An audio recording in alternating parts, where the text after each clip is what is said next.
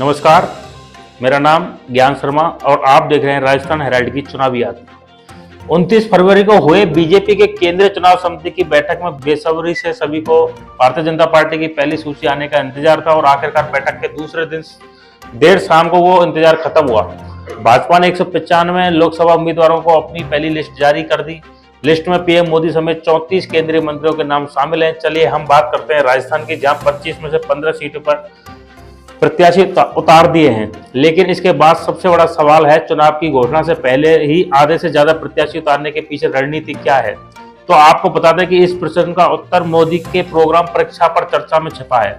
उन्होंने exam hall में tension से कैसे बचें के एक सवाल का जवाब देते हुए कहा था कि एग्जाम हॉल में हमेशा जल्दी जाने की कोशिश करें, गहरी सांस लें और खुद में खोने की कोशिश करें। लोकसभा चुनाव को भाजपा की परीक्षा के रूप में ले रही है। लंबे समय से पार्टी इसकी तैयारियों में जुटी है। पहली लिस्ट में चुनौतीपूर्ण परीक्षा के पेपर में को हल करने की कोशिश की है ताकि रिजल्ट उम्मीद के मुताबिक आए। 25 सीटों में से करीब 7 सीटों को पार्टी सी और डी कैटेगरी में मान रही थी। 15 प्रत्याशियों की पहली सूची में 5 कमजोर सीटों पर उम्मीदवार उतार दिए गए हैं। सूची में नए पुराने अनुभवी चेहरों को महत्व देते हुए गुड मिक्स बनाने की कोशिश की गई है।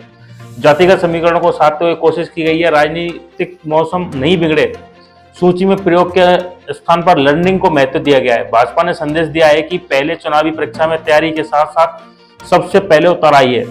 पहले का फायदा यह भी है कि जनता में क्लियर मैसेज जाता है कि पार्टी पूरी तरह कॉन्फिडेंट है। पहली लिस्ट में कमजोर मानी जा रही नागौर बांसवाड़ा की सीटों पर कांग्रेस से आए नेताओं को टिकट देकर अपनी जमीन को मजबूत करने की कोशिश की है। भाजपा गठबंधन में पिछला लोकसभा चुनाव जीते हनुमान बेनीवाल की पार्टी आरएलपी की संभावना को खत्म करते हुए विधानसभा चुनाव हारने के बावजूद ज्योति मिर्जा को टिकट दिया गया है। बांसवाड़ा में कांग्रेस और अन्य आदिवासी दलों से निपटने के लिए महेंद्रजीत सिंह मालविया को टिकट दिया है। दरअसल राजस्थान में बीजेपी ने 5 सांसदों के टिकट काट दिए। इसमें पार्टी ने 2 मैसेज दिए हैं। पहला, अनुशासनहीनता की सहन नहीं की जाएगी।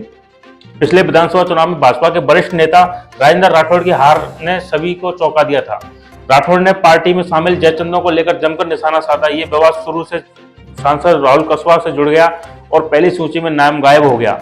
यहाँ नए चेहरे पैरालंपिक में गोल्ड मेडल विजेता रहे देवेंद्र झाझड़िया को मौका दिया गया है। दूसरा मैसेज परफॉर्मेंस से संबंधित है। जिन सांसदों की परफॉर्मेंस कमजोर है या विरोध है, उन्हें मौका नहीं दिया गया। जैसे जालौर से देवजी पटेल स्थानीयों के विरोध के कारण विधानसभा चुनाव हार गए थे। सर्वे में बांसवाड़ा सीट से सांसद कनक कमल कटारा की जीत को लेकर संशय सामने आया था। यहाँ भाजपा ने कांग्रेस से नाराज और क्षेत्र में मौजूद चेहरे महेंद्रजीत सिंह मालविया को उतारा। भरतपुर से रंजीता कोहली खुद पर हमले के कारण विवादों में घिरी रही और उनकी जगह पर भाजपा ने रामस्वरूप कोहली को उतार दिया।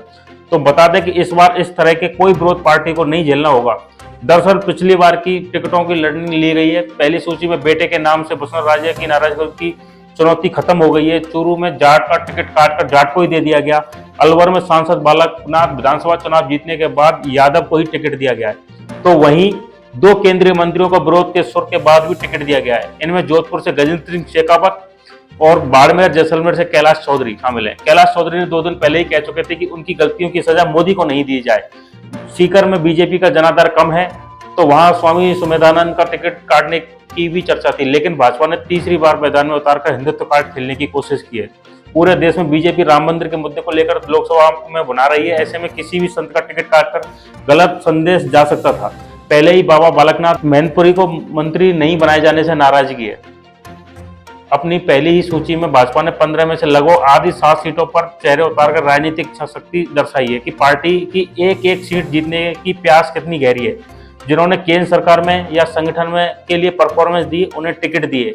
लोकसभा अध्यक्ष ओम बिरला हो या केंद्रीय मंत्री अर्जुन राम मेघवाल, भूपेंद्र यादव जैसे नेताओं को सूची में शामिल किया है। जिस तरह से 5 सांसदों के टिकट काटे गए हैं, दो नए चेहरे हैं, जिसे देखते हुए लगता है कि पार्टी ने सर्वे के आधार पर फैसले लिए हैं। उदयपुर से सांसद अर्जुन लाल मीणा का विरोध था।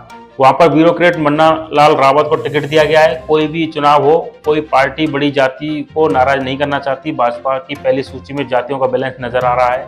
सबसे बड़ा वोट बैंक ओबीसी और इसमें भी शामिल जाट समाज है।